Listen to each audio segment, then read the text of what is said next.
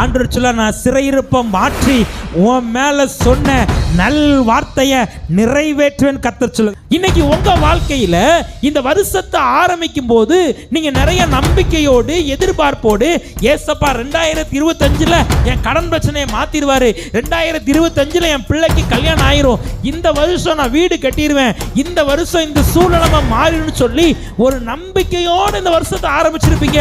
விசுவாசத்தோடு நிறைய பேர்கிட்ட போய் சொல்லியிருப்பீங்க.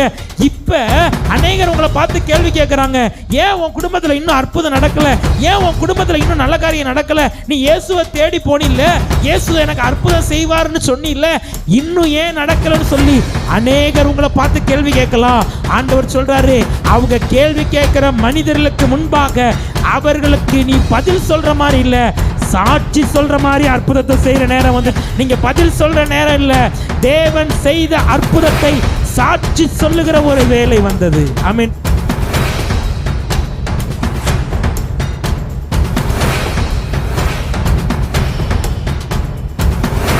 102 சங்கீதம் 13வது வசனம். 102 சங்கீதம் 13வது வசனம். தேவரீர் எழுந்தருளி சீயோனுக்கு இறங்குவீர், அதற்கு தயை செய்யும் காலமும் அதற்காக குறித்த நேரமும் வந்தது. எல்லாரும் சேர்ந்து வாசிப்போமா? தேவரீர் எழுந்தருளி சீயோனுக்கு இறங்குவீர், அதற்கு தயை செய்யும் காலமும் அதற்கு குறித்த நேரமும் வந்தது. இந்த 2025 வருஷம் இப்போ தான் ஆரம்பித்த மாதிரி இருந்துச்சு. அதுக்குள்ளே வேகமாக என்ன செஞ்சிருச்சு, ஓடிடுச்சு.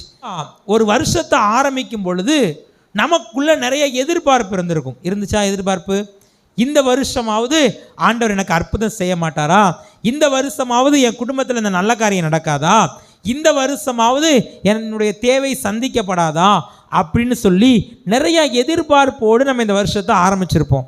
ஒருவேளை இதுவரைக்கும் அது எதுவுமே நடக்காமல் இருந்திருக்கலாம். ஆனால் இன்னைக்கு பரிசுத்த ஆவியானவர் உங்களை பார்த்து சொல்றாரு, நான் உனக்கு இறங்கி உனக்கு தயை செய்கிற அந்த காலம் வந்ததுன்னு கர்த்தர் சொல்லுகிறார். விசுவாசிக்கிறவங்க சத்தமா அல்லேலூயா சொல்லுங்க. நம்ம ஆண்டவர் வாக்கு தத்தங்களின் தேவன், அவர் வாக்கு மாறாத ஒரு தேவன். அவர் ஒரு வாக்கு கொடுத்தார்னா அதை நிச்சயமாய் நம்முடைய வாழ்க்கையில் என்ன செய்வார், நிறைவேற்றுவார். நீங்க வேதத்தை வாசிச்சு பார்த்தீங்கன்னா ஆண்டவர் ஆபிரகாம் அழைக்கும் போது ஆபிரகாமுக்கு 7 விதமான வாக்குத்தத்தம் கொடுக்கிறார். அதை அப்படியே ஆபிரகாமுடைய வாழ்க்கையில் அவர் என்ன செய்தார், நிறைவேற்றினார். நீங்க மோசேயோட வாழ்க்கையை கவனிச்சு பாருங்க. மோசேயை கூப்பிடுறார், நீ எகிப்தில் இருக்கிற ஜனங்களை நீ விடுதலை ஆக்கணும்னு சொல்லி மோசேயை கூப்பிடும் போது மோசேக்கு ஒரு வாக்குத்தத்தம் கொடுக்கிறார், நான் இருக்கிறவராகவே என்ன செய்கிறேன், இருக்கிறேன்னு சொல்றாரு.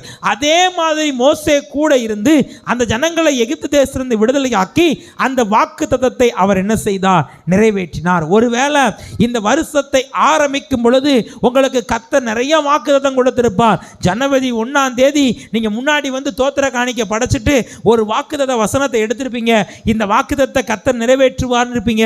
ஜனவரி 1ஆம் தேதி நீங்க ஆராதனைக்கு வரும்போது ஆண்டவரிடத்தில், ஆண்டவரே இந்த வருஷம் என் பிள்ளைக்கு கல்யாணம் ஆயிரணும், இந்த வருஷம் வீடு கட்டிடணும், இந்த வருஷம் கடன் பிரச்சனை மாறிடணும், இந்த வருஷம் வியாதி சுகம் ஆயிரணும்னு சொல்லி நீங்க நிறைய ஜெப விண்ணப்பத்தை ஆண்டவர்கிட்ட கேட்டிருப்பீங்க. ஒருவேளை இதுவரைக்கும் அது எதுவுமே நடக்காம சோர்ந்து போய் நொறுக்கப்பட்டு ஆண்டவரை தேடி என்ன செய்ய ஒரு அற்புதமும் நடக்கல, எல்லாருக்கும் அற்புதம் நடக்குது, எனக்கு மட்டும் ஏன் நடக்கலன்னு சொல்லி நீங்க வந்திருக்கலாம். பரிசுத்த ஆவியானவர் சொல்லுகிறார், கர்த்தர் இந்த 12வது மாதம் உங்க வாழ்க்கையில் அவர் எழுந்தருள போகிறார். எத்தனை பேர் விசுவாசிக்கிறீங்க?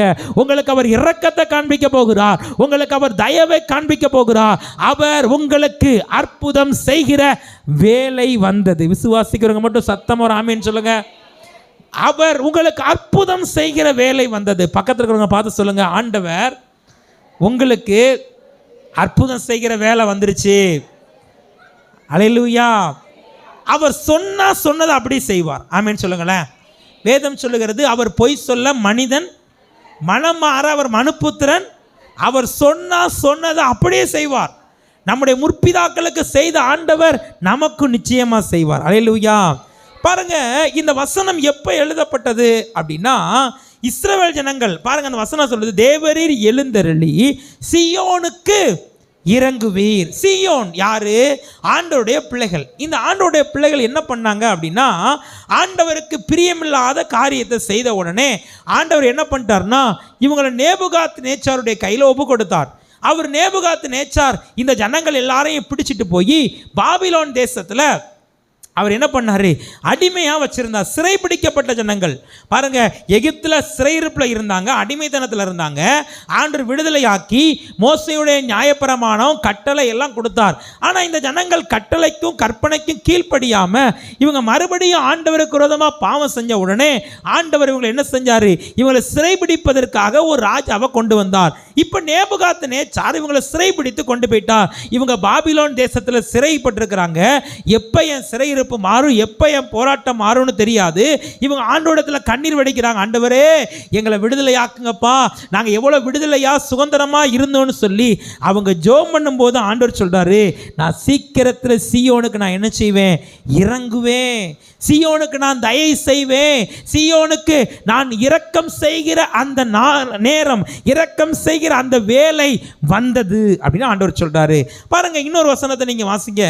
எரேமியா 29ஆம் அதிகாரம் 10ஆம் வசனம் வாசிங்க. 70 வருஷம் அவங்க பாபிலோன்ல சிறை இருக்கப்பட்டிருக்காங்க. எத்தனை வருஷம்? 70 வருஷம். ஆண்டவர் சொல்றாரு, 70 வருஷம் சிறையிருப்பின் காலம் முடிஞ்ச உடனே நான் திரும்பவும் உங்களை நான் என்ன செய்வேன்? சந்திப்பேன்.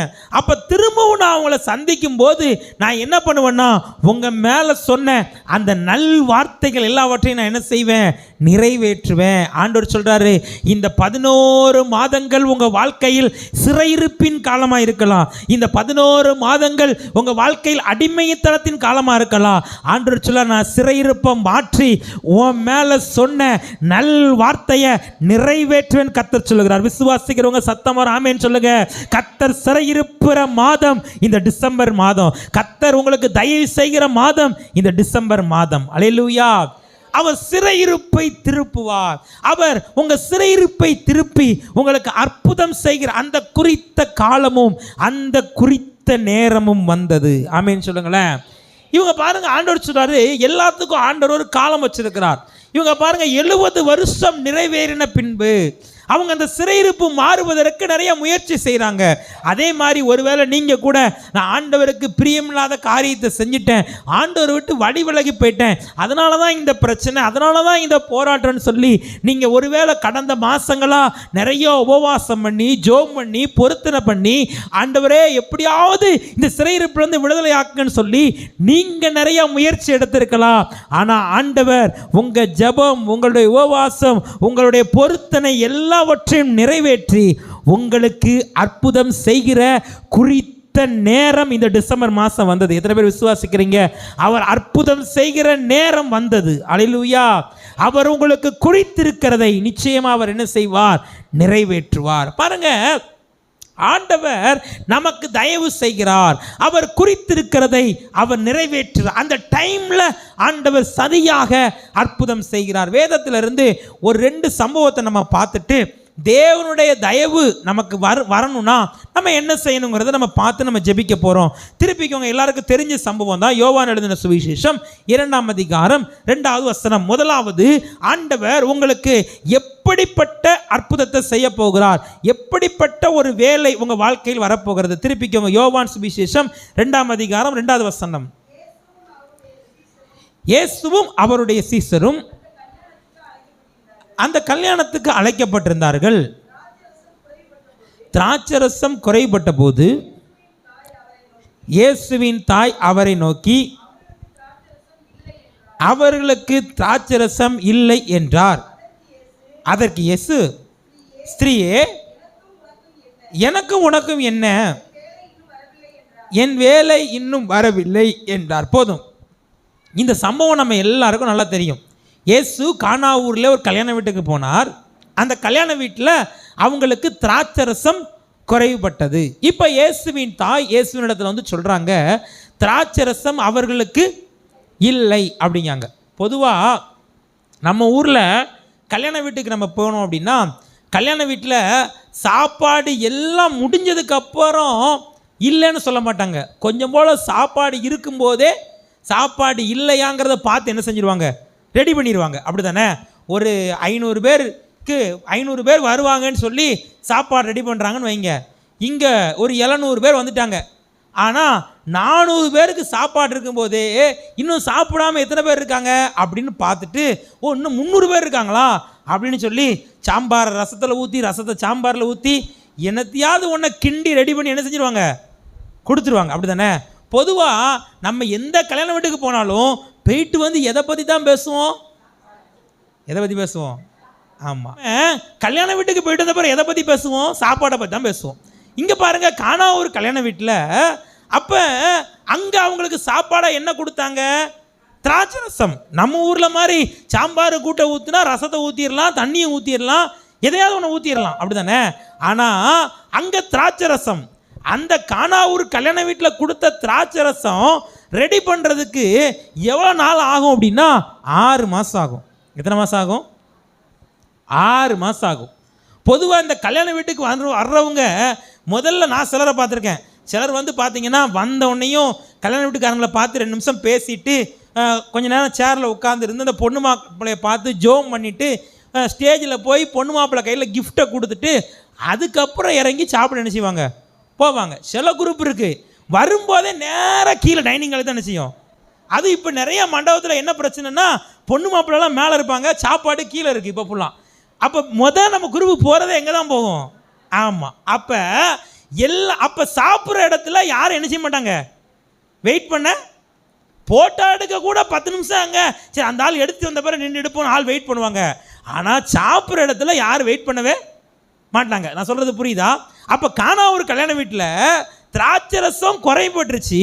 இருக்கிறவங்களுக்கெல்லாம் திராட்சை ரசம் கொடுக்கணும்னா திராட்சை ரசம் ரெடி பண்ண எவ்வளோ நாள் ஆகும்? 6 மாதம் ஆகும். இப்போ என்ன பண்ணுறது? அந்த வீட்டுக்காரங்க கிட்ட எல்லாரும் கேள்வி கேட்குறாங்க. என்ன கேள்வி கேட்குறாங்க? ஐயோ, வந்திருக்கிறவங்களுக்கு திராட்சை ரசம். இயேசுவின் தாய் இயேசு கிட்ட வந்து பரிதபிக்கிறாங்க. என்ன பரிதபிக்கிறாங்க?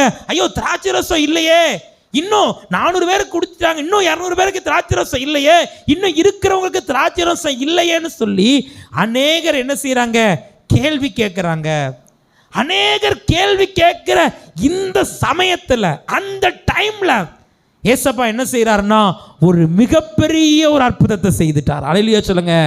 தண்ணீரை, நிறமற்ற சுவையற்ற தண்ணீரை அவர் ருசியுள்ள திராட்சை ரசமா என்ன செஞ்சிட்டாரு? இன்னைக்கு உங்க வாழ்க்கையில் இந்த வருஷத்தை ஆரம்பிக்கும் போது நீங்க நிறைய நம்பிக்கையோடு எதிர்பார்ப்போடு, ஏசப்பா 2025 என் கடன் பிரச்சனையை மாத்திடுவாரு, 2025 என் பிள்ளைக்கு கல்யாணம் ஆயிரும், இந்த வருஷம் நான் வீடு கட்டிடுவேன், இந்த வருஷம் இந்த சூழ்நிலைமை மாறிடும்னு சொல்லி ஒரு நம்பிக்கையோடு இந்த வருஷத்தை ஆரம்பிச்சிருப்பீங்க. விசுவாசத்தோடு நிறைய பேர்கிட்ட போய் சொல்லியிருப்பீங்க. இப்போ அநேகர் உங்களை பார்த்து கேள்வி கேட்குறாங்க, ஏன் உன் குடும்பத்தில் இன்னும் அற்புதம் நடக்கல? ஏன் உன் குடும்பத்தில் இன்னும் நல்ல காரியம் நடக்கல? நீ இயேசுவை தேடி போனில்ல, இயேசு எனக்கு அற்புதம் செய்வார்னு சொன்னில்ல, இன்னும் ஏன் நடக்கலன்னு சொல்லி அநேகர் உங்களை பார்த்து கேள்வி கேட்கலாம். ஆண்டவர் சொல்றாரு, அவங்க கேள்வி கேட்கிற மனிதர்களுக்கு முன்பாக அவர்களுக்கு நீ பதில் சொல்ற மாதிரி இல்ல, சாட்சி சொல்ற மாதிரி அற்புதத்தை செய்யற நேரம் வந்துச்சுன்னு கர்த்தர் சொல்லுகிறார். விசுவாசிக்கிறவங்க நல்ல கையை தட்டி அற்புதம் மகிமைப்படுத்துங்க. நீங்க பதில் சொல்ற நேரம் இல்ல, தேவன் செய்த அற்புதத்தை சாட்சி சொல்லுகிற ஒரு வேலை வந்தது. ஆமென் சொல்லுங்க. திராட்சரசம் குறைவுபட்டவங்கள்ட்ட திராட்சரசம் இல்லைன்னு பதில் சொல்லல, தண்ணீர் திராட்சரசமா மாறின மாதிரி அற்புதம் நடந்துச்சு. ஆமென் சொல்லுங்க. ஏன் உன் பிள்ளைக்கு கல்யாணம் ஆகல, ஏன் உனக்கு அற்புதம் நடக்கலான்னு கேள்வி கேட்குறாங்களா? அவங்க கிட்ட நீங்க பதில் சொல்ல மாட்டீங்க, அவங்க கிட்ட அற்புதத்தை சாட்சியா சொல்ற நேரம் வந்துட்டு. ஆமென். விசுவாசிக்கிறீங்களா? கர்த்தர் நிச்சயமா இந்த வருஷம் முடியக்குள்ள உங்களுக்கு அதை செய்ய போகிறார். ஆமென். விசுவாசிக்கணும். தேவனுடைய வாக்குத்தத்தத்தை நம்ம இன்னைக்கு திருவசனம் கேட்டோம் பார்த்தீங்களா? அவர் வாயிலிருந்து புறப்படுகிற வசனம் அது என்ன செய்யாது? வெறுமையா போகாது. அண்ணால் ஆலயத்துக்கு வாரா, ஆலயத்துக்கு வந்து ஜெபம் பண்றான். அவன் என்ன ஜெபம் பண்ணான்னு ஏலிக்கு தெரியுமா? தெரியுமா? என்ன ஜெபம் பண்ணான்னு ஏலிக்கு தெரியாது. அவன் வந்து ஜெபம் பண்றதை பார்த்துட்டு ஏலி சொல்றாரு, ஏமா நீ குடிச்சிருக்கிற மாதிரி என்ன செய்யற, நீ வெறித்திருக்கிற மாதிரி நீ புலம்புற அப்படின்னு ஏலி சொல்றாரு. ஆனால் அவன் அந்த ஆலயத்தை விட்டு வெளியே போகும்போது ஏலி வாயிலிருந்து ஒரே ஒரு வார்த்தை வருது, நீ சமாதானத்தோடு போ, இஸ்ரவேலின் தேவனிடத்தில் கேட்ட விண்ணப்பத்தின் அவர் உனக்கு. அப்போ பாருங்க, அந்த வார்த்தையை அவள் பிடிச்சிட்டு போன உடனே அவளுக்கு அற்புதம் நடந்துச்சு. ஆமேன்னு சொல்லுங்க. இன்னைக்கு யார் யாரெல்லாம் ஆண்டவர் அற்புதம் செய்கிற அநேகர் கேள்வி கேட்ட கேள்விக்கு நான் பதில் சொல்ல மாட்டேன், தேவன் செஞ்ச அற்புதத்தை சாட்சியா சொல்லுவேன், நீங்க யாரெல்லாம் விசுவாசிக்கிறீங்களோ ஏசப்பா நிச்சயமா உங்களுக்கு அற்புதம் செய்ய போகிறார். ஆமேன்னு சொல்லுங்களேன். பக்கத்தில் உள்ள கையை பிடிச்சு சொல்லுங்க, அநேகர் கேட்ட கேள்விக்கு நீங்க பதில் சொல்ல மாட்டீங்க, அற்புதத்தை சாட்சியா சொல்லுவீங்க. அல்லேலூயா. நீங்க அப்படி ஒரு அற்புதத்தை ஆண்டவர் இந்த 12வது மாதம் உங்களுக்கு என்ன செய்ய போகிறார் பாருங்க. இந்த பிரசங்கத்தை நான் தியானிச்சுட்டு ஜெபிச்சுட்டு இருக்கும்போது ஒரு புஸ்தகத்தில் உண்மையாக நடந்த ஒரு சம்பவத்தை வாசித்தேன். தென்கொரியாவில் பாலங்கிச்சோ அப்படின்னு சொல்லி ஒரு ஊழியக்காரர் இருக்கிறார். அந்த ஊழியக்காரருடைய சர்ச்சில் தான் கிட்டத்தட்ட 10 லட்சம் ஆத்துமா இருக்கிறாங்க. எத்தனை பேர் இருக்காங்க? 10 லட்சம் ஆத்துமாக்கள் கொண்ட மிகப்பெரிய சபை தென்கொரியாவில் இருக்குது.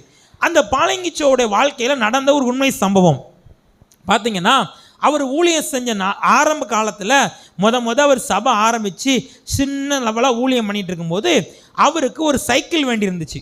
அவர் ஊழியம் செய்ய கிராமமாக போகும்பொழுது அவருக்கு ஒரு சைக்கிள் வேணும். அவர் என்ன செஞ்சுருக்காருன்னா, ஜோம் பண்ணியிருக்கார், ஆண்டவரே இந்த கலரில் இந்த பிராண்டில் எனக்கு ஒரு சைக்கிள் வேணும், ஏன்னா நீங்கள் சைக்கிள் கொடுத்தீங்கன்னா நான் இன்னும் கிராமமாக போய் நான் என்ன செய்வேன், ஊழியம் செய்வேன் ஆண்டவரே அப்படின்னு ஆண்டவர்கிட்ட ஜோம் பண்ணியிருக்கிறார். ரொம்ப நாளாக ஜோம் பண்ணியிருக்கிறார். அவருக்கு சைக்கிள் கிடைக்கல. அவர் என்ன பண்ணிட்டார், ஒரு நாள் ஞாயிற்றுக்கிழமை விசுவாசத்தோடு ஆராதனையில் சொல்லியிருக்கார். என்ன சொல்லியிருக்காருன்னா, நான் ஏசப்பாட்ட ஒரு சைக்கிள் கேட்டு ரொம்ப நாளாக ஜோம் பண்ணேன், ஏசப்பா சைக்கிள் கொடுக்குற டைம் எனக்கு வந்துட்டு, ஏசப்பா எனக்கு சைக்கிள் கொடுக்க போகிறதுக்காக ஏசப்பாக்கு ஸ்தோத்திரம், அவர் எனக்கு சைக்கிளை கொடுத்துட்டாரு அப்படின்னு அவர் விசுவாசத்தோடு சொல்லிட்டார். ஆராதனைலாம் முடிஞ்ச உடனேயும் அது சபையில் வேணுக்குனே பாஸ்டரை வம்புழுக்கணும்னு சொல்லி ஒரு 2 பேர், எப்போவுமே எல்லா சர்ச்சுக்கும் ஒரு 2 பேர் என்ன செய்வாங்க இருப்பாங்க வம்புழுக்கிறதுக்குனேவும். அவங்க 2 பேர் நேராக பாஸ்டர் வீட்டுக்கு போய், பாஸ்டர் நீங்கள் ஆராதனையில் ஏதோ சொன்னீங்களே, சைக்கிள் ஏசப்பா கொடுத்துட்டாரு ஸ்தோத்திரம்னு சொன்னீங்களே, சைக்கிள் எங்கே இருக்குது அப்படின்னு கேட்டிருக்காங்க. இப்போ சைக்கிள் கொடுக்கலன்னு சொன்னால் பாஸ்டர் பொய் சொன்ன மாதிரி ஆயிரும், அப்படி தானே? பாரியா பாஸ்டர் பொய் சொல்கிறாரு அப்படின்னு சொல்லி அதை வேறு தெருவாக சொல்ல ஆரம்பிச்சிருவாங்க. இப்போ அவருக்கு என்ன பண்ணன்னு தெரியல. அவங்க அப்படி கேட்ட உடனே அவர் இருதயத்தில் ஒரு ஜெபம் பண்ணிருக்கார், ஆண்டவரே நான் உங்களை நம்பி விசுவாசத்தோடு என்ன செஞ்சேன் சொல்லிட்டேன், எனக்கு ஒரு அற்புதம் செஞ்சுருங்க அப்படின்னு சொல்லிவிட்டு கேட்டவங்கக்கிட்ட சைக்கிள் தானே ஏசப்பா கொடுத்துருக்குறாரு அப்படின்னு சொல்லியிருக்காரு.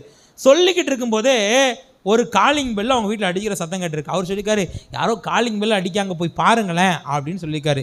உடனே அவங்க 2 பேர் வேகமாக போய் கதவை திறந்து பார்த்தா அங்கே ஒரு மனிதன் நிற்கிறார். அவர்கிட்ட என்னன்னு கேட்டால், இவர் என்ன கலர் சொன்னாரோ என்ன பிராண்டு சொன்னாரோ அதே சைக்கிளை கொண்டு வந்து நிப்பாட்டிட்டு, நீங்கள் கிராமமாக ஊழியம் செய்கிறீங்களாம்ல, உங்களுக்கு சைக்கிள் வாங்கி கொடுக்கணும்னு எனக்கு ரொம்ப நாளாக ஆசை, இந்தாங்க இந்த சைக்கிளை எடுத்துக்கோங்கன்னு சொன்னார். அல்லேலூயா சொல்லுங்களேன். கேள்வி கேட்டு ஏகலம் பண்ண வந்தவங்க வெக்கப்பட்டு போனாங்க. அவங்க முன்னாடி ஆண்டவர் அவருக்கு ஒரு அற்புதம் செய்தார். ஆமேன்னு சொல்லுங்க. இந்த 12வது மாதம் ஏசப்பா உங்களுக்கு அப்படி தான் செய்ய போகிறார். விசுவாசிக்கிறீங்களா? உங்களை பார்த்து கேள்வி கேட்டவங்க, உங்களை பார்த்து பரிகாசம் பண்ணவங்க, உங்களை பார்த்து நிந்திச்சவங்க முன்னாடி நீங்கள் பதில் சொல்ல மாட்டீங்க, ஏசப்பா செஞ்ச அற்புதத்தை நீங்கள் சாட்சியாக சொல்ல போகிறீங்க. ஆமேன். அப்படி ஒரு வேலை வந்தது. இங்கே பாருங்கள், திராட்சை ரசம் இல்லை. இப்போ பாருங்கள், திராட்சை ரசம் இல்லாமல் போனவங்களுக்கே தெரியாது. அவன் கூப்பிட்டு சொல்கிறான், இவ்வளோ நேரம் இந்த ரசத்தை நீ எங்கேயா வச்சுருந்த, இவ்வளோ நேரம் ருசியுள்ள ரசமாய். அவன் பாருங்க, ரசம் பந்தியில் சாப்பிட உட்கார்ந்தவனுக்கு திராட்சை ரசம் இல்லை அப்படி சொல்லலை, ருசியுள்ள ரசத்தை கொடுத்தாங்க. ஆமேன்னு சொல்லுங்க. உங்ககிட்ட கேள்வி கேட்டவங்கள்ட்ட நீங்கள் பதில் சொல்ல போகிறதில்ல, தேவன் செஞ்ச அற்புதத்தை சாட்சியாய் சொல்லுகிற ஒரு வேலை வந்தது. ஆமேன்னு சொல்லுங்களேன். அவருக்கு அற்புதம் செய்கிறது ரொம்ப ரொம்ப ஈஸி. நம்ம ஏசப்பாக்கு அற்புதம் செய்கிறது அவர் குறித்திருக்கிற நேரம். பொதுவாக பாருங்கள், இந்த ஸ்கூலில் ஸ்கூல் போகும்போது காலைல 9 மணிக்கு ஸ்கூலுக்கு போயிடுவோம். கரெக்டாக ஸ்கூல் 4:30 மணிக்கு முடியும். அந்த 4:30 மணிக்கு முடியும் போது நாங்கள்லாம் முன்னாடி ஸ்கூல் படிக்கும்போது கையில் இந்த கடிகாரம் கட்டியிருப்போம். அப்போ இந்த கடிகாரம் இல்லை, அந்த நம்பர் ரேஸாக ஓடும்ல, அப்போ 4:15 அந்த கடிகாரத்தை பார்த்துட்டே இருப்போம். 4:28 இன்னும் 2 நிமிஷம் இருக்குது, இன்னும் 2 நிமிஷம் இருக்குது, 4:29 1 நிமிஷம் இருக்குது. கரெக்டாக 4:30 ஆனோனையும் பையத்துக்கிட்டு திட்டு என்ன செஞ்சிடுவோம். அந்த 1 நிமிஷம் ஆகிற வரைக்கும் எங்களுக்குள்ள மிகப்பெரிய எக்ஸைட்மெண்ட் என்ன செய்யும். அந்த டைம் கரெக்டாக வந்த உடனேயும் மகிழ்ச்சியோட பேக்கை தூக்கி போட்டு ஸ்கூலில் என்ன செய்வோம், அதே மாதிரி ஆண்டவர் உங்களுக்கு அற்புதம் செய்கிற அந்த டைம், அந்த குறித்த நேரம் இந்த டிசம்பர் மாதம் வந்துருச்சு. எத்தனை பேர் விசுவாசிக்கிறீங்க? சத்தமாக அழகிய சொல்லுங்களேன். அவர் உங்களுக்கு குறித்திருக்கிறதை நிச்சயமாய் நிறைவேற்றுவார். பாருங்க, இன்னொரு காரியத்தை வேதத்தில் நம்ம பார்க்க போகிறோம். முதல்ல நீங்கள் அநேகர் கேள்வி கேட்டவங்களுக்கு பதில் சொல்லுகிற மாதமா, அற்புதத்தை சொல்லுகிற மாதமா இது இருக்கும். ரெண்டாவது பாருங்க, எஸ்தர் 6ஆம் அதிகாரம். எல்லாரும் எடுத்துட்டீங்களா? எத்தனாவது பக்கம்? எல்லாரும் எடுத்துக்கோங்க. 629வது பக்கம், எஸ்தரின் புஸ்தகம் 6ஆம் அதிகாரம் 4ஆம் வசனத்தை வாசிங்க பார்ப்போம். ஆமான்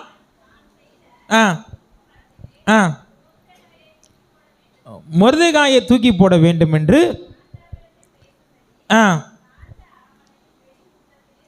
வந்திருந்தான். முற்றத்தில் இருக்கிறது யார் என்று கேட்டார். அவனை நோக்கி ராஜா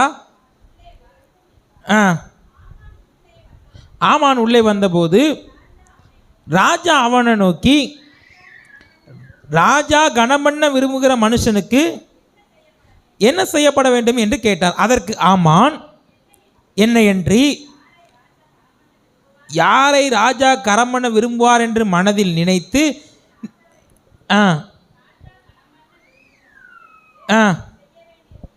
என்னவென்றால் ராஜா உடுத்திக்கொள்கிற ராஜவஸ்திரமும் அவன் சிரசில் தரிக்கப்படும் ராஜமுடியும்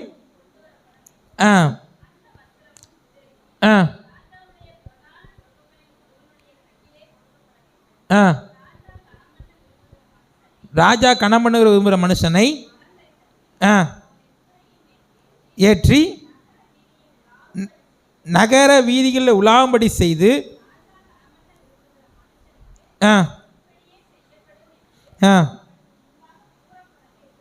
என்றான். அப்பொழுது ராஜா ஆமானை நோக்கி, சீக்கிரமாய் நீ சொன்னபடி வஸ்திரத்தையும்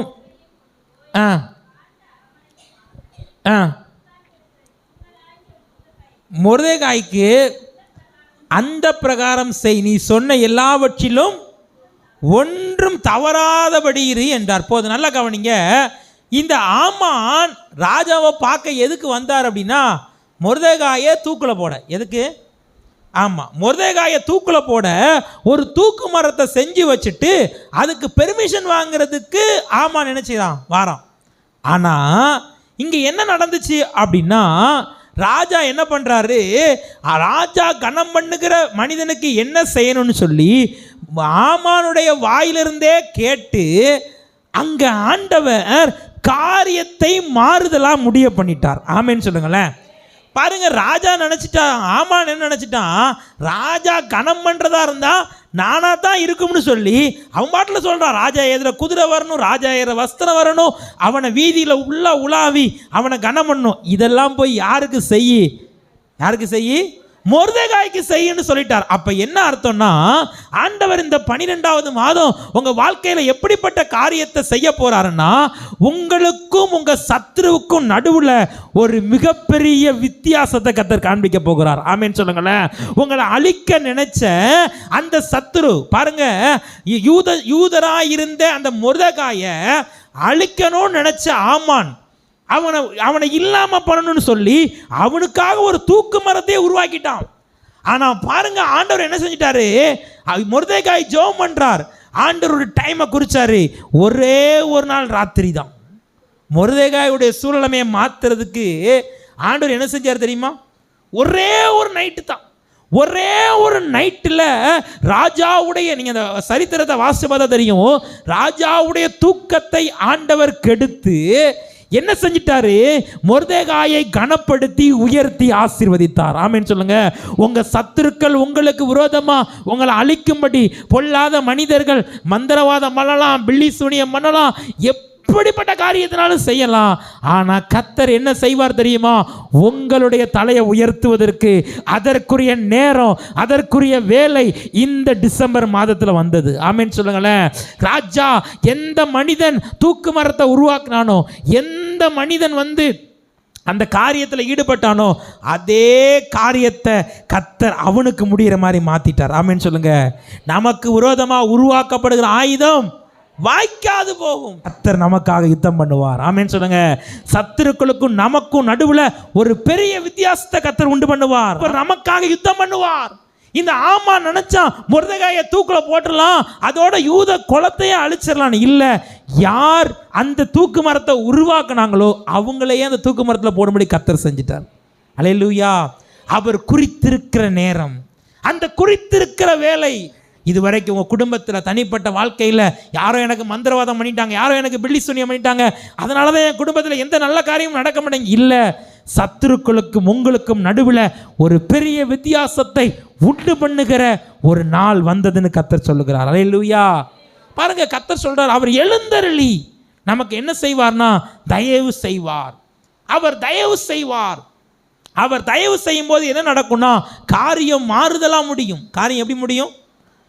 ஆமான்னு நினச்சி ராஜாவுடைய அரண்மனைக்குள்ளே போனது மொர்தெகாயை தூக்கில் போட பெர்மிஷன் வாங்க, அப்படி தானே? ஆனால் அரண்மனையிலேருந்து வெளியே வரும்போது மொர்தெகாய்க்கு ராஜவஸ்திரம் ராஜமுடி உருவாக்கி ராஜா ஏதுற குதிரையில் ஏற்றி நகர்வலம் ஃபுல்லாக ஊர்வலம் கொண்டு வர. ஆமென் சொல்லுங்க. அப்படி ஒரு இயற்கைக்கு மேற்பட்ட ஒரு தயவை கர்த்தர் இந்த மாசத்துல உங்க வாழ்க்கையில கட்டளையிட போறார். எத்தனை பேர் விசுவாசிக்கிறீங்க? பக்கத்தில் கையை பிடிச்சு சொல்லுங்க, சத்துருக்கும் உங்களுக்கு நடுவில் கர்த்தர் ஒரு பெரிய வித்தியாசத்தை உண்டு பண்ண போறார். விசுவாசிக்கிறீங்களா? சரி, ஏன்? தேவனுடைய தயவு. ஆண்டவர் நமக்கு வாக்கு கொடுத்துட்டாரு. தேவனுடைய தயவு, உன் மேலே நான் தயவு பாராட்டுவேன். தேவனீர் எழுந்தருளி சீயோனுக்கு தயவு செய்வீர். தேவனுடைய தயவு என் வாழ்க்கையில் ஏன் லேட் ஆகுது? ஏன் எனக்கு ஆண்டவர் இன்னும் தயவு செய்ய தாமதிக்கிறார்? ஒரே ஒரு காரியத்தை வேகமாக பார்த்து நம்ம ஜெபிக்க போகிறோம். திருப்பிக்கோங்க, ஆதியாகமத்தின் புஸ்தகம் 40ஆம் அதிகாரம். ஆதியாகமம் 40ஆம் அதிகாரம் 14ஆம் வசனத்தை வாசிங்க பார்ப்போம். இதுதான் அதன் அர்த்தம் சொல்லதுமன்றி, நீ வாழ்வடைந்திருக்கும் போது என்னை நினைத்து என் மேல் தயவு வைத்து என் காரியத்தை பார்வோனுக்கு அறிவித்து இந்த இடத்திலிருந்து என்னை விடுதலையாக்க வேண்டும். போதும், நல்லா கவனிங்க. இந்த யோசேப்பு சிறைச்சாலையில் இருக்கிறார். யோசேப்பு எங்கே இருக்கிறாரு? அவர் செய்யாத ஒரு குற்றத்துக்கு சிறைச்சாலைக்கு போயிட்டார். அவர் எந்த தப்புமே பண்ணலை. ஆனால் அவரே சொல்கிறார், நான் இந்த இடத்துல வர்றதுக்கு நான் எந்த தவறு என்ன செய்யலை. இப்போ 15ஆம் வசனத்தை வாசிங்க பார்ப்போம். நான் எபிரேயருடைய தேசத்திலிருந்து என்னை இந்த காவல் கிடங்கில் வைக்கும்படிக்கும். பாருங்க, அவர் என்ன சொல்றாரு? எப்பா, நான் இந்த ஜெயிலில் வர்ற மாதிரி எந்த தப்பு என்ன செய்யலை, பண்ணலை. நான் அதனால இந்த சிறைச்சாலையிலேருந்து வெளியே வரணும்னு சொல்லி இப்போ யோசேப்பு யாருக்கிட்ட தயவு கேட்குறாரு? பைபிள் படிச்சிருக்கீங்களா? யாருக்கிட்ட தயவு கேட்குறாரு? பானபத்திரக்காரன்ட்ட தயவு கேட்குறாரு. 23ஆம் வசனத்தை வாசிங்க. ஆனாலும் பானபத்திரக்காரனின் தலைவன் யோசேப்பை நினையாமல். பிரச்சனை என்னன்னா, இன்னைக்கு நம்ம நிறைய பேர் நமக்கு இந்த பிரச்சனையிலிருந்து விடுதலை வரணும், இந்த போராட்டத்திலிருந்து விடுதலை வரணும்னு சொல்லி தேவனுடைய தயவை நாடாம நம்ம யாருடைய தயவை நாடுறோம்னா மனுஷருடைய தயவை என்ன செய்யறோம்? இந்த யோசேப்புட்ட ஒரு பெரிய பிரச்சனை என்னன்னா, யோசேப்பை குழியில் தூக்கி போட்டார். குழியில் தூக்கி போடும்போது ஆண்டவர் சகோதரன் கடலில் தயவு கிடைக்க பண்ணி அவர் என்ன செஞ்சாங்க? முதல்ல யோசேப்பை கொல்ல பிளான் பண்ணிட்டான். அப்போ ஆண்டவர் என்ன பண்ணுறாரு? சகோதரருடைய கண்களில் தயவு கிடைச்சி அவனை விடுதலை ஆக்குறார். அந்த கொலை என்கிற அந்த உயிருக்கு ஆபத்தான சூழலேருந்து ஆண்டவர் என்ன செஞ்சிட்டாரு? விடுதலை ஆக்கிட்டார். அதே பெரிய விஷயமா இல்லையா? கொல்றதுக்கு பிளான் பண்ணவன் சரி கொல்ல வேண்டாம் வித்துருவோம் அப்படின்னு சொல்லி அவன் கண்ணிலே தயவு கிடைக்குது. உண்மையா இல்லையா? அப்போ அந்த தயவு யாராவது போய் பேசுனாங்களா? வேண்டாம்ப்பா விட்டுருவோன்னு யாராவது பேசுனாங்களா? இல்லை. கொல்ல வந்தவன் கண்ணில் தயவு உண்டாக்குனது யாரு? கர்த்தர். சரி, இப்போ வித்து போட்டாங்க. வித்து போட்ட உடனேயும் நீங்கள் வாசிங்க பாப்போம். 39:4 வாசிங்க. ஆதியாகமம் 39:4. ஆதியாகமம் 39:4 வேமா வாசிங்க. ஆ ஆ தன் வீட்டுக்கு விசாரணைக்காரனாக்கி பாருங்க, யோசேப்பை தெரியாத ஒரு நாட்டில் வித்துட்டாங்க. அந்த நாட்டில் யோசேப்புக்கு யாருமே இல்லை, அடிமையா யோசேப்பை வித்துருக்காங்க. அந்த ஊர்ல யோசேப்புக்கு யாருமே தெரியாது. ஆனாலும் ஆண்டவர் யோசேப்பு மேல தயவு வச்சு என்ன பண்ணிட்டாருன்னா, ஒரு பெரிய அதிபதியோட வீட்டுக்கு யோசேப்பை, ஏன்னா யோசேப்பு பிளான் பண்ணி நான் இங்கே போகிறேன்னு போக முடியாது, அப்படிதானே? யோசேப்பு பிளான் பண்ணி போர்த்திபாருடைய வீட்டுக்கு போல, ஆண்டவர் தான் யோசேப்பு மேலே தயவு வச்சு போர்த்திபாருடைய வீட்டுக்கு நினைச்சிடாரு, அனுப்புகிறார். ஒருத்தங்க வீட்டுக்கு அடிமையாக போனால் அவங்க நமக்கு இரக்கம் பாராட்டுவாங்களா? பாராட்ட மாட்டாங்க. ஆனால் அந்த இடத்துல போர்த்திபார் என்ன பண்ணுறாரு, யோசேப்பு மேலே தயவு வச்சு என் வீட்டுக்கே நீ தான்ப்பா அதிகாரி, என் வீட்டுக்கே. இப்போ யோசேப்போட வாழ்க்கையில் யாருடைய தயவு இருந்தது? தேவனுடைய தயவு சரி இருந்தது. இப்போ யோசேப்பு செய்யாத தப்புக்கு சிறைச்சாலைக்கு வந்துட்டார். எங்கே வந்துட்டாரு? சரி, 21ஆம் வசனத்தை வாசிங்க பார்ப்போம். 21.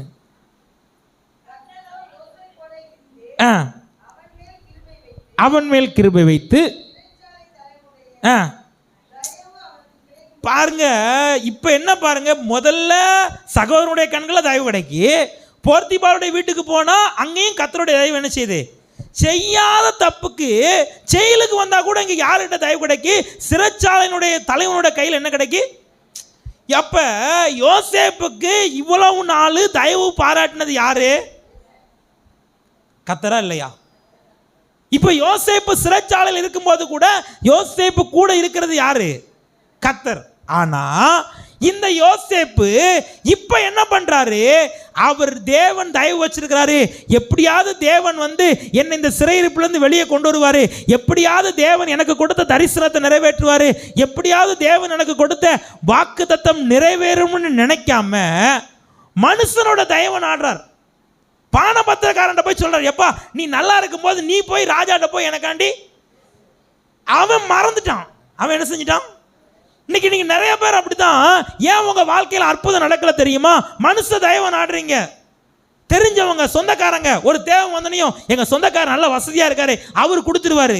எங்களுக்கு தெரிஞ்ச ஒருத்தர், என் பிள்ளை கல்யாணம் ஆலையா, ஒரு பெரிய பொண்ணு புரோக்கர் இருக்காரு, அவருக்கு பயோடாட்டா அனுப்பிட்டா கண்டிப்பா பொண்ணு கொண்டு என்ன செஞ்சுவாரு. மனுஷனுடைய தயவை நீங்க நாடுனீங்கன்னா தேவனுடைய தயவு உங்க வாழ்க்கையில வர லேட் ஆகும். நான் சொல்றது எத்தனை பேருக்கு புரியுது? யோசேப்பு பாருங்க, யோசேப்பு பானபத்திரக்காரன் போய் கேட்குறான், நீ நல்லா இருக்கும்போது என்ன போய் ராஜாட்ட சொல்லி என்ன செய்ய? விடுதலையாக்கு. இன்னொன்று தெரியுமா? ஆண்டவர் உங்களுக்கு கொடுத்த வாக்குத்தத்தத்தையும் தரிசனத்தையும் நிறைவேற்ற முடிவு பண்ணிட்டார்னா மனுஷனுடைய உதவியை உங்களுக்கு கிடைக்கூடாம பண்ணிடுவார். ஏன்னா மனுஷனுடைய உதவி உங்களுக்கு கிடைச்சதுன்னா, மனுஷனுடைய தயவு உங்களுக்கு கிடைச்சதுன்னா தேவன் வச்சிருக்கிற பரிபூர்ண ஆசீர்வாதம் உங்களுக்கு என்ன செய்யாது? கிடைக்காது. நீங்க நல்லா பாருங்க, ஒருவேளை பானபத்திரக்காரன் மட்டும் போன அன்னைக்கே ராஜாட்ட போய், ராஜா நான் இந்த மாதிரி ஜெயிலில் இருந்தேன், அப்போ யோசேப்புன்னு ஒருத்தன் இருக்கான், அவன் எந்த தப்பும் பண்ணாமல் இருக்கான், அவனை அதிலிருந்து விடுதலை ஆக்குன்னு சொல்லியிருந்தான்னு வச்சுக்கோங்களேன், ஜெயிலில் இருந்தும் வெளியே யோசேப்பு திரும்பவும் யார் வீட்டிலேயாவது போய் என்னதான் பார்த்துருக்கணும்? புரியலையா உங்களுக்கு? வேலையாக தான் பார்த்துருக்கணும், அப்படி தானே? யோசேப்பு ஜெயிலிருந்து வெளியே திரும்பவும் யார் வீட்டில் தான் போய் என்ன செஞ்சுருக்கணும்? வேலை பார்த்துருக்கணும். ஆனால் ஆண்டவர் பானபத்திரக்காரனை மறக்க பண்ணிட்டு தேவனுடைய தயவை திரும்பவும் யோசேப்புக்குள்ள கொண்டு ஒரே ராத்திரியில் யோசேப்பை சிறைச்சாலையிலிருந்து வெளியே கொண்டு அந்த தேசத்துக்கே அதிபதியாக மாற்றிட்டார். அல்லேலூயா சொல்லுங்களேன். ஆண்டவர் அதே மாதிரி தான் உங்கள் வாழ்க்கையில் செய்ய போகிறார். ஏன் உங்கள் வாழ்க்கையில் இதுவரைக்கும் அற்புதம் நடக்கலை தெரியுமா? ஏன் இதுவரைக்கும் உங்கள் ஜெபத்துக்கு பதில் வரல தெரியுமா? ஏதோ ஒரு இடத்துல நீங்கள் மனுஷனுடைய தயவை நம்பி இருக்கிறீங்க, ஏதோ ஒரு இடத்துல ஆண்டவரை விட்டுட்டு ஏதோ ஒரு மேலே நம்பிக்கை வச்சிருக்கிறீங்க, வருமானத்தின் மேலே, வேலை மேலே, பிள்ளைகள் மேலே, அரசு அதிகாரிகள் மேலே நீங்கள் நம்பிக்கை வச்சிருக்கிறீங்க. அதனால தான் உங்களுக்கு இன்னும் என்ன செய்யல? ஆசீர்வாதம் கிடைக்கல. இன்னைக்கு ஆண்டவர் உங்ககிட்ட பேசுகிறார். 2 வருஷம் ஆயிடுச்சு. அதுக்கப்புறம் 41ஆம் அதிகாரம் 1ஆம் வசனத்தை வாசிங்க.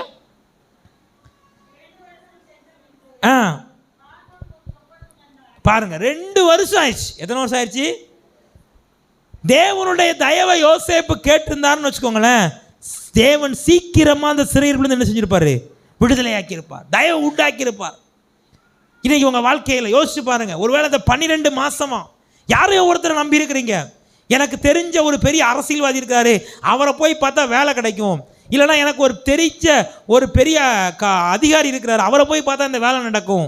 இல்லைனா என்கிட்ட பணம் இருக்குது, என் பணத்தை வச்சு நான் அதை செஞ்சிருவேன். இல்லை, உங்களுக்கு தயவு பாராட்டுகிறவர் கர்த்தர். தேவன் எழுந்தருளி உங்களுக்கு தயவு செய்கிற அந்த காலம் வந்தது. யோசேப்புக்கு தயவு செய்கிற அந்த காலம் வந்தது. ஆண்டவர் நினைச்சா அந்த சிறையிருப்பிலிருந்து விடுதலையாக்க ரொம்ப நேரம் ஆகலை. ஒரே ஒரு கனவு தான். ஆமேன்னு சொல்லுங்களேன். ஒரே ஒரு சொப்பனத்தில் இன்னைக்கு நீங்கள் யோசிச்சுட்டே இருக்கிறீங்க, எதிர்த்து வீட்டுக்காரன் எப்போ பார்த்தாலும் சண்டை போட்டுட்டு இருக்கான், பேசாமல் போய் போலீஸ் ஸ்டேஷனில் போய் கம்ப்ளைண்ட் பண்ணிடுமாயா?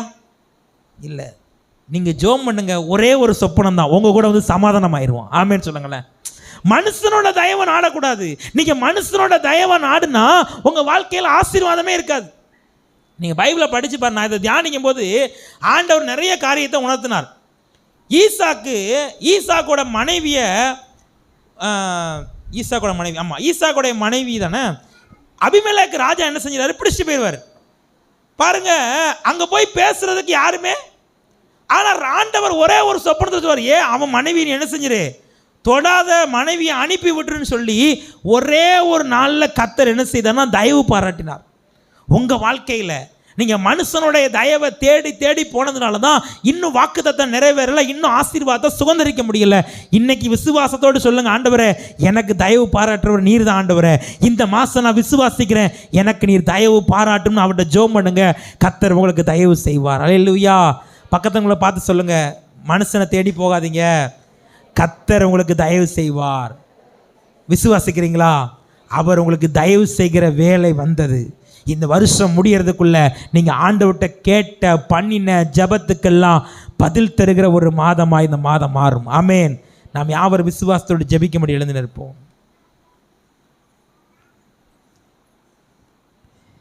எல்லாரும் தெய்வ சமூகத்தில் எழுந்து நிற்போம்.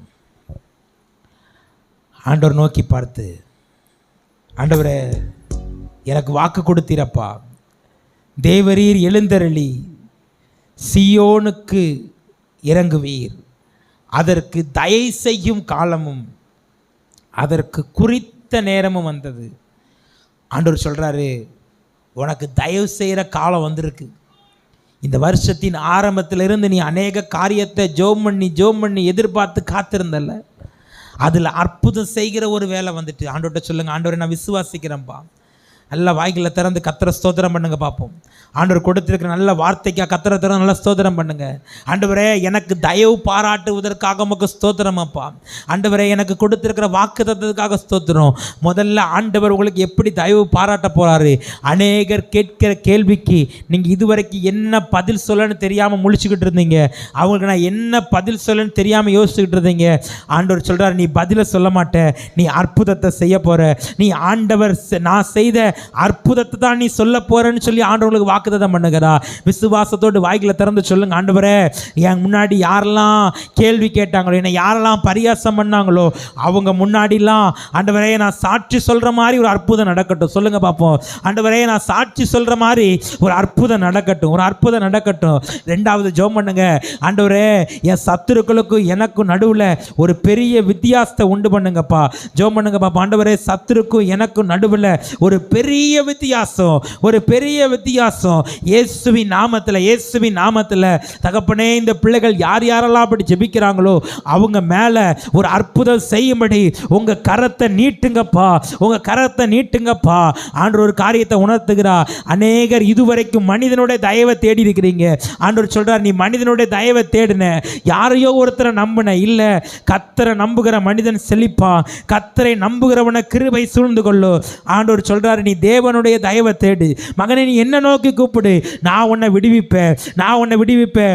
யோசேப்பு மனிதனுடைய தயவை நாடுனால விடுதலை கிடைக்கல, யோசேப்பு மனிதனுடைய தயவை நாடுனால விடுதலை கிடைக்கல. ஆனா ஒரே ராத்திரிக்குள்ள சிறையிருப்பை மாற்றி, யோசேப்புடைய வஸ்திரத்தை மாற்றி, யோசேப்பு அந்த தேசத்துக்கே அதிபதியாக்கின கர்த்தர் இந்த வருஷம் முடிவதற்குள்ள உன் சிறையிருப்பை மாற்றி உனக்கு தயை செய்கிற காலம். விசுவாசிக்கிறவங்க நல்ல ரெண்டு கையை தட்டி ஆண்டவரை மகிமைப்படுத்துங்க. உனக்கு தயை செய்கிற காலம், உனக்கு அற்புதம் செய்கிற அந்த நேரம் இயேசுவின் நாமத்தில் இன்றைக்கு வருவதாக. இன்றைக்கு இயற்கைக்கு மேற்பட்ட அற்புதம் நடப்பதாக. தடைப்பட்ட காரியம் வாய்ப்பதாக. குடும்பத்தில் வியாதிகள் பலவீனம் மாறட்டும். நெடுங்காலமாய் காத்திருக்கிற காரியத்தில் ஒரு அற்புதத்தை செய்வீராக. சிறையிருப்பை மாற்றி தயை உண்டு பண்ணுங்கப்பா. இவளுக்கு தயை செய்கிற காலம் உண்டாகட்டும். நீர் அப்படி செய்வதற்காக நமக்கு நாங்கள் நன்றி செலுத்துகிறோம். எல்லா துதிக்கும் நமக்கே செலுத்துகிறோம். நீர் மாத்திரம் மகிமைப்படும். இப்போ இயேசுவின் மூலம் ஜெபிக்கிறோம் ஜீவனுள்ள நல்ல பிதாவே.